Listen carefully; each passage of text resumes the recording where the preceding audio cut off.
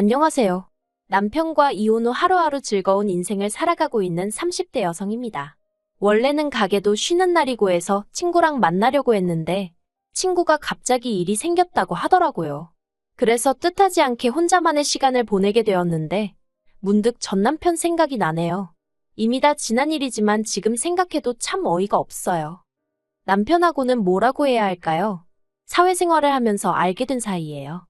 당시 저는 26살로 약국에서 사무보조로 일을 하면서 취업 준비를 하고 있었고 남편은 제약회사 영업사원이었죠. 좋든 싫든 일주일에 두어 번은 꼭 보게 됐는데 언젠가부터 남편이 커피도 사오고 간식이라며 빵도 사오고 저는 그래서 저 때문이 아니라 말 그대로 영업하느라 그러는 줄 알았어요. 그런데 나중에서야 하는 말이 저한테 어떻게 다가가야 할지 몰라서 그랬다나요. 아무튼 그렇게 한 8개월쯤 시간이 흐르고 저는 취업에 성공했어요. 그러니 당연히 약국은 관뒀죠. 그런데 제가 관두고 나서야 남편이 마음이 급해졌는지 약사 선생님한테 물어봐서 저한테 연락을 따로 해왔더군요. 그리고 그때는 나름대로 그게 로맨틱하게 느껴지는 거예요. 저도 참 어리고 순진했죠. 이후로 저희는 1년 정도 길다면 길고 짧다면 짧은 연애를 마치고 결혼까지 하게 되었습니다. 그때 제 나이가 28이었으니 솔직히 결혼이 급하진 않았는데 당시 저희 친정 상황이 그다지 좋지가 않았어요. 그리고 제가 사회생활을 늦게 시작했다 보니 모아둔 돈도 많지가 않았죠. 그런데 남편에게 프로포즈를 받았을 때 이 사실들을 얘기하니까 괜찮다고 하는 거예요. 상관없다면서 돈이야 앞으로 살면서 모아가면 되는 거 아니겠냐고요. 아, 이 사람이라면 평생 믿고 의지하며 살 수 있겠구나 싶대요. 그래서 남편이 1억 4천짜리 빌라를 해오고 제가 3천만 원으로 혼수를 채워넣고 그렇게 결혼 생활을 시작했습니다. 그런데 저희 결혼 생활에 생각지도 못한 복병이 있었으니 그건 바로 시어머니도 아니고 신우였어요. 사실 어머님은 결혼 전부터 저한테 크게 뭘 요구하시지도 않고 바라시는 게 없으셨거든요.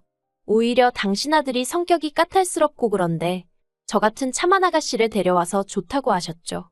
하지만 신우는 자기 남동생이 나름대로 4년제 대학 나와서 직장도 좋은데 다니고 있는데 딱 하나 단점이 여자 보는 눈이 없다고 하지를 않나. 그래놓고는 결국 저희 둘이 결혼하겠다니까 자기 동생이 뭐가 아쉬워서 집까지 해가면서 결혼을 해야 하냐고 자기는 이 결혼을 반대하네 어쩌네 한마디로 꼴 같자는 소리를 해대더라고요.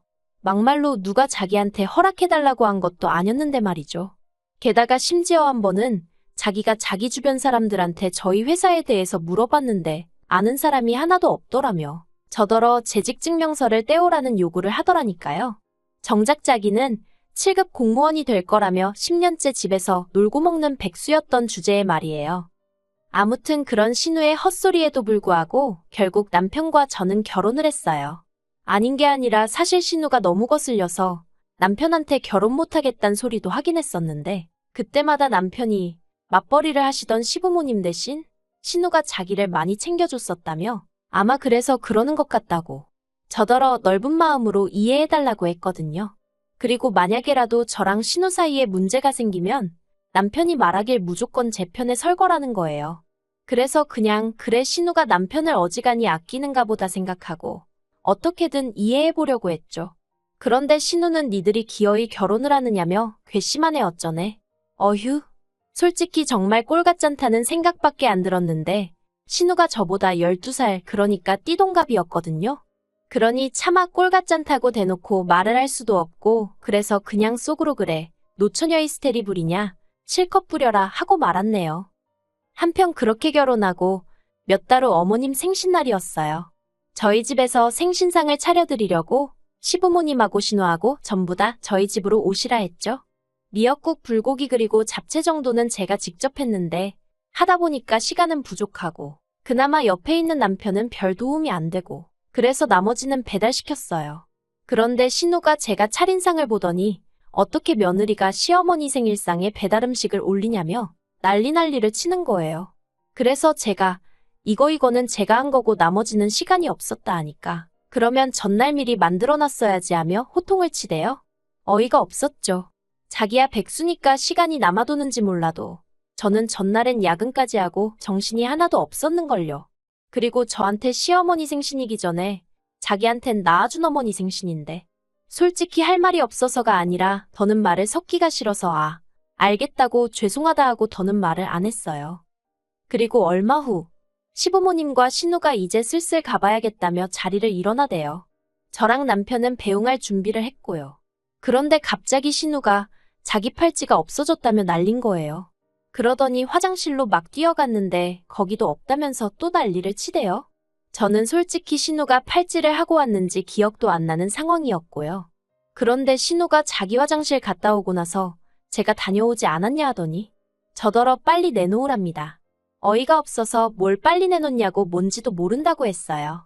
그랬더니 신우가 진짜 그러는 거 아니라면서 지금 돌려주면 자기가 문제 삼지 않겠지만 자기가 뒤져서 찾으면 경찰에 신고할 거래요. 가족이라고 안 봐줄 거랍니다. 이때는 어이가 없는 걸 넘어서 정말 미치고 팔짝 뛰겠더라고요. 그래서 저도 신우더러 집 다 뒤져서 안 나오면 나도 가만히 안 있을 거라고 했어요. 그랬더니 신우가 저더러 뻔뻔하다대요. 그런데 그때 아버님이 주머니에서 주섬주섬 뭘 꺼내시더니 혹시 이거냐 하셨습니다. 팔찌였어요. 아버님 말씀이 신우가 먼저 걸어가면서 떨어뜨리길래 이따 준다고 주우셔놓고 깜빡하셨다면서 그리고는 아버님이 신우더러 얼른 저한테 사과하라 하시니까 신우가 하는 말이 가관이었습니다. 저희 친정 형편이 어렵다고 했던 게 기억이 나서 순간 오해를 했다나요? 이건 또 무슨 개소린가 싶은 게 한마디로 제가 가난하니까 남의 물건에 손을 댔을 거라고 생각했다는 거잖아요. 그래서 신우더러 말 그따위로 하지 말라고 했어요. 그러자 여지껏 가만히 계시던 어머님이 아무리 그래도 신우가 윗사람인데 저더러 말을 함부로 한다며 저부터 먼저 신우한테 사과를 하라대요. 팔은 안으로 굽는다더니. 그래서 그 일로 제 딴에는 정말 잘해보려고 만든 자리였는데 신우하고는 물론이고 시부모님과도 사이가 틀어졌어요. 제 나름대로 시부모님은 그래도 경우도 있으시고 좋은 분들이라고 생각했기 때문에 실망이 더 컸죠. 그리고 이후로 시댁과는 대면대면한 사이를 유지하면서 지냈습니다. 명절이나 시부모님 생신 정도에만 찾아뵙고 신우 생일 같은 날은 남편 혼자만 보내고 그랬어요. 그러나 중에 딸아이를 낳으면서 일하랴 애 키우랴 생활이 바빠지기도 했고요. 또 달라진 게 있었다면 제가 다니던 회사를 관두고 친정아버지 식당 일을 돕게 되었네요. 앞서 제가 결혼 당시에 친정 형편이 좋지 않았다고 얘기했는데 그게 무슨 말이냐면 사실 아버지께서 작은 식당을 하셨는데 장사가 너무너무 안 됐어요.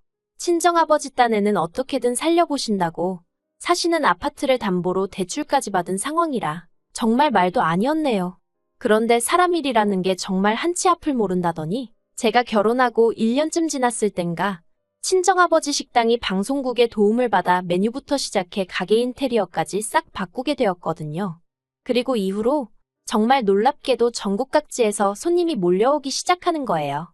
심지어 어떤 대기업에선 협업 제안도 해왔고요. 아무튼 그러면서 친정아버지가 저에게 도움을 요청하셨고 저도 250주는 회사보단 친정아버지랑 일하는 게 몸도 마음도 편하겠다 싶어서 같이 하게 되었습니다. 그리고 이후로 친정아버지가 매달 400에서 450씩 챙겨주셨고 그러니 당연히 돈도 전보다 많이 모이겠거니 싶었습니다. 그런데 남편에게 한 번씩 물어보면 생각보다 돈이 모여있질 않는 거예요. 이상했죠. 아무리 제가 수학을 잘 못해도 그 정도 머리는 돌아가는데 안 되겠다 싶어서 남편한테 재정 상황 좀 전부 다 오픈을 해보라고 했어요. 이때만 해도 경제권이 남편에게 있었거든요. 그런데 남편이 그냥 무턱대고 걱정할 거 없다. 자기가 다 알아서 관리하고 있다 하며 얼렁뚱땅 넘어가려고 하는 게 여자의 촉이라고 해야 할지 딱 뭔가 있다는 감이 오대요. 그래서 이제 남편하고 말 그대로 대판 싸웠습니다. 까라고 왜 못 가냐고 혹시 도박했냐 아니면 여자 생겼냐. 그러자 남편이 한다는 말이 실은 신우에게 돈을 좀 빌려줬답니다. 정말 그 말을 듣는 순간 화가 머리끝까지 올라오더라고요. 내가 신우를 얼마나 싫어하는지 알면서 어떻게 나랑 상의도 없이 신우한테 돈을 빌려줬나 싶은 게 배신감까지 느껴졌달까요? 금액도 한두 푼도 아니고 자그만치 2천이었어요. 아니, 백수신우 뭘 믿고 2천이나 빌려줬냐고 제가 악을 썼습니다. 마음 같아선 진짜 애아빠만 아니면 머리털을 다 잡아뜯어놓고 싶은 심정이었죠. 나는 아침부터 밤까지 불 앞에서 땀 뻘뻘 흘려가며 음식하고 손님들 앞에서 속도 없는 모마냥 헤헤거려가며 장사해서 벌어오는 돈인데 그걸 상의도 없이 신우한테 빌려줬다는 게 생각할수록 괘씸하고 무나대요. 그래서 남편더러 당장 2천 받아오라고. 안 그러면 이혼이라고 했어요. 그랬더니 남편이 신우가 공무원 시험 합격만 하면 대출을 받아서라도 주겠다 했다며 저더러 좀 기다려주자는데 막말로 10년 동안 못 붙은 공무원 시험을 이번엔 붙는다는 게 말이 되나요? 제가 남편더러 다 필요 없다고 당장 2천 받아오라 했습니다. 그러자 남편이 어떻게 그러냐면서 악을 썼다가 안 되겠다 싶으니까 사정을 했다가 그리고 결국 한 일주일 만에 이게 최선이었다면서 600만 원 받아오대요. 그리고 그 일을 계기로 저는 남편에 대한 신뢰감을 완전히 상실하게 되었고 경제권도 뺏어왔습니다. 사실 남편이 경제권을 가지고 있던 건 결혼할 때 남편이 저보다 많이 해온 것도 있었고 월급도 비록 몇십만 원이었지만 저보다 많이 벌어왔기 때문이었는데 따지고 보면 자기가 하자고 든 결혼이었고 집도 자기 명인데 저랑 무슨 상관인가 싶고 월급도 이제 제가 남편보다 훨씬 많은 상황이었으니 남편도 뭐라 반박을 못하고 순순히 내놓았죠. 그리고 그때부터 돈 관리도 각자 하기 시작했네요. 그런데 작년 이맘때쯤 저와 남편이 이혼을 하게 된 결정적인 사건이 벌어졌습니다. 그건 바로 신우의 연애 때문이었어요. 아니, 작년 봄이었나. 언젠가부터 신우가 혼자 콧노래를 부르고 아주 그냥 꼴값을 떨더라고요.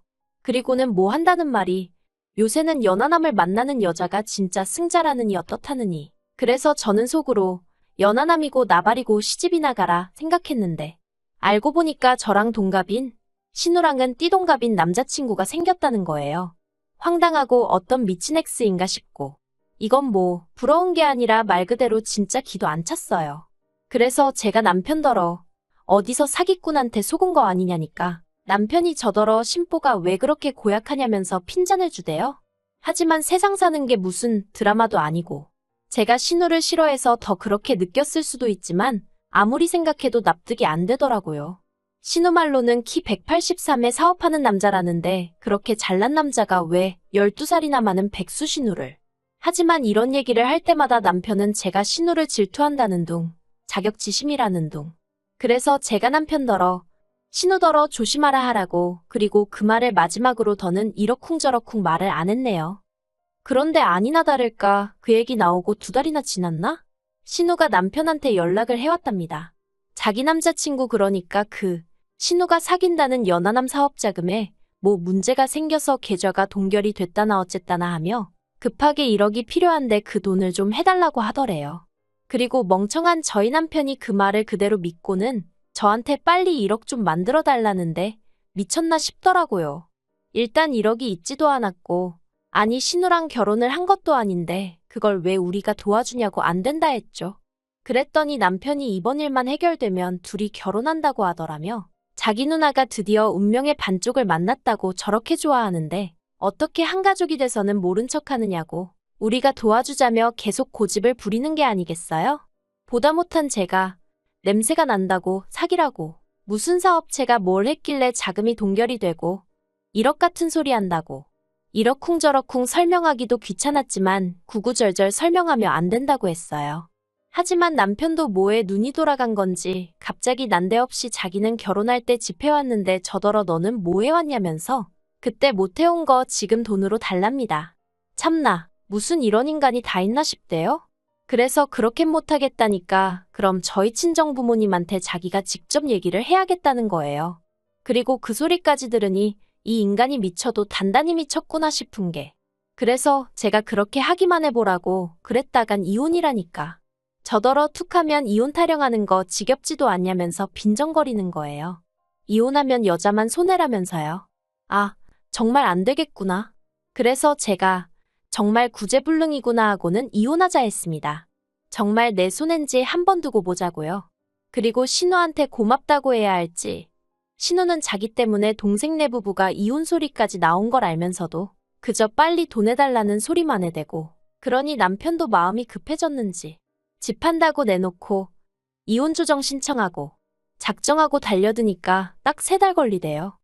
그나마 그 빌라도 집이라고 쬐금 올라서 1억 6천엔가 팔았는데 제가 5천 갖고 나머지는 남편이 가져갔어요. 아이 양육비로 한 달에 50만 원씩 준다고 했는데 솔직히 그 돈 안 받고 애 안 보여주고 싶은 마음이었죠. 하지만 법이 그렇게는 안 된다니 어쩔 수 없이 한 달에 한 번씩 만나게 되었는데 이혼하고 처음 두세 번 만날 때는 허파에 바람이라도 든 사람 마냥 싱글이 되니까 여자가 꼬이네. 집 애영될 그 연하남이 조만간 사업이 정상화되면 한 자리 주기로 했네. 별 헛소리를 짓거리고 난리더군요. 그러면서 저더러 후회하지 이러면서 빈정거리고. 그런데 올해 초부터 볼 때마다 살이 쭉쭉 빠져있질 않나. 얼굴은 죽상을 하고 있고. 그러더니 급기야 두어 달 전에는 제 앞에서 무릎 꿇고 울대요. 자기 좀 살려달라나 어쩐다나. 그래서 제가 왜 그러냐니까 한다는 말이 그 연하남이 연락이 안 된다면서 사업장이라는 데도 찾아가 봤는데 그런 사람은 없다고 하고 미치겠다면서 심지어 투자를 하면 지분이 어떻고 해서 그 말에 혹해 회사까지 때려치고 퇴직금 고스란히 거기다 안겨줬답니다. 그래서 제가 신우는 뭘 하냐니까 신우도 알아놓았다면서 지금 자기네 집 줄초상 치르게 생겼다고 자기가 지금 기댈 사람이 저밖에 없다면서 진짜 제정신인가 싶은 거예요. 그래서 됐다고 내가 똥통에 같이 빠져 죽을 일 있냐 했습니다. 사람이 말할 때는 귓등으로도 안 듣더니 이제 와서 왜 이러냐고 싫다고 했죠. 어우, 어찌나 징글징글한지 마음 같아선 친정아버지 가게만 아니면 어디로 딸 데리고 꽁꽁 숨어버리고 싶은 심정이네요. 누가 저더러 그래도 애아빠인데 한 번쯤 기회를 다시 주는 건 어떻냐고 묻던데 애아빠가 뭐 대수인가요? 그런 생각 없고 무책임한 아빠는 차라리 없는 게 낫다고 봅니다.